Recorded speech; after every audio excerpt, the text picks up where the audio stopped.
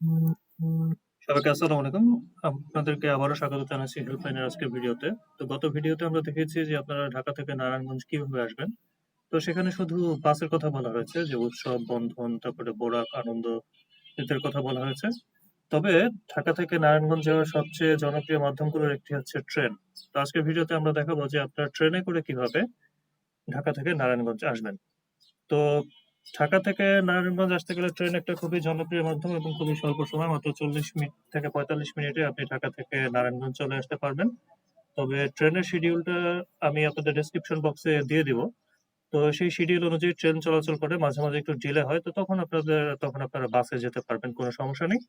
তবে এখানে ট্রেনের যাত্রাটা বেশ আরামদায়ক, তবে এখানে ভাড়া কম হওয়ায় এখানে অনেক লোক হয়।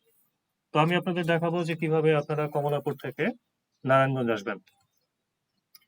তো কমলাপুর থেকে নারায়ণগঞ্জ আসতে গেলে আপনাকে সবার আগে এখানে যে কমলাপুরের যে শহরতলি প্ল্যাটফর্মটা আছে, তো সেই শহরতলি প্ল্যাটফর্মে এসে আপনাকে 20 টাকা দিয়ে টিকিট কিনতে হবে। তো 20 টাকা দিয়ে টিকিট কিনে আপনাকে আসতে হবে শহরতলি প্ল্যাটফর্মে রাখা ট্রেনে উঠতে হবে এবং সেখান থেকে আপনি সরাসরি আহ নারায়ণগঞ্জ চলে আসতে পারবেন। তো নারায়ণগঞ্জ আসার সময় এরা শুরুতে গ্যান্ডারিয়া স্টেশন, তারপরে হচ্ছে শ্যামপুর স্টেশন, এরপর পাগলা স্টেশন, তারপর হচ্ছে ফতুল্লা স্টেশন, এরপরে চাষাঢ়া স্টেশন হয়ে শেষ পর্যন্ত নারায়ণগঞ্জ স্টেশনে এর যাত্রা শেষ হয়।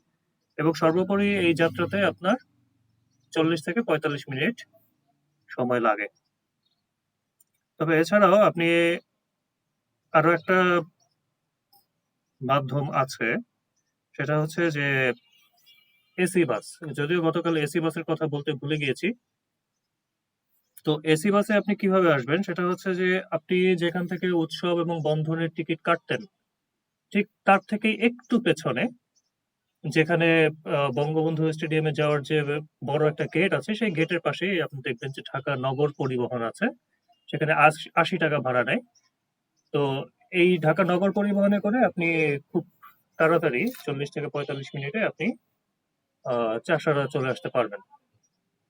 এবং চাষাঢ়া থেকে বাসগুলো আবার নারায়ণগঞ্জের যে মেইন পোর্ট, সেই পোর্ট এরিয়াতেও যায়।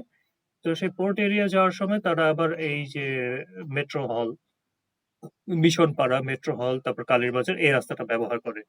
তো আপনাদের সবাইকে আবারও ধন্যবাদ জানাচ্ছি আমার চ্যানেলের সাথে থাকার জন্য, এবং সবার জন্য শুভকামনা রইল।